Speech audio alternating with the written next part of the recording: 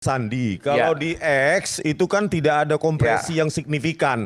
Itu yang diupload ukurannya, yaitu yang kita download.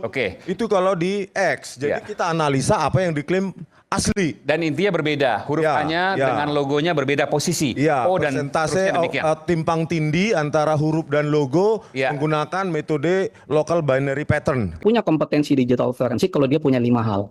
Punya knowledge, punya skill, punya attitude, punya akademisnya, dan juga punya praktisnya. Kalau misalnya orang itu nggak punya, nggak ada background pengalamannya, praktisnya nggak ada, kemudian skillnya juga nggak ada, ya jelas dia bukan ahli Foundation of Digital Evidence. Jadi diatur di sana ilmiah itu. Jadi kalau misalnya Rismond ngomong ilmiah, tanya standarnya apa? Nggak boleh subjektif. Kalau misalnya, oh ini menurut saya, ya belum tentu. Kalau menurut Rismond ilmiah, belum tentu menurut Bang Jo itu ilmiah.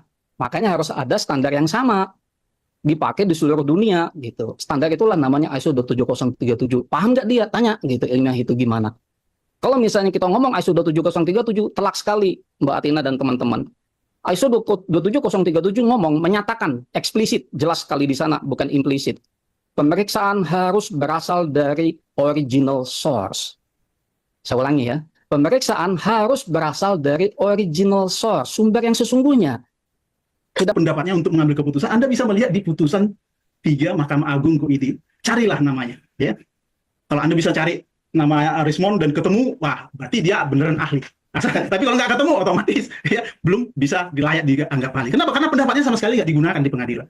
Dari situ sebenarnya kelihatan bahwa bagaimana dia melakukan analisis, bagaimana dia memberikan pendapatnya, dan bagaimana ya akhirnya putusan sidang itu dilakukan, gitu ya.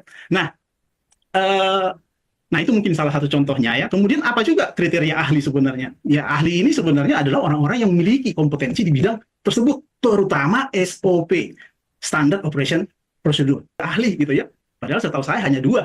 Ya, hanya 2 kasus yang ditangani dia ya. Sementara ini, dan itu pun dari pihak penasihat hukum ya. Jadi bukan dari dari law enforcement gitu ya.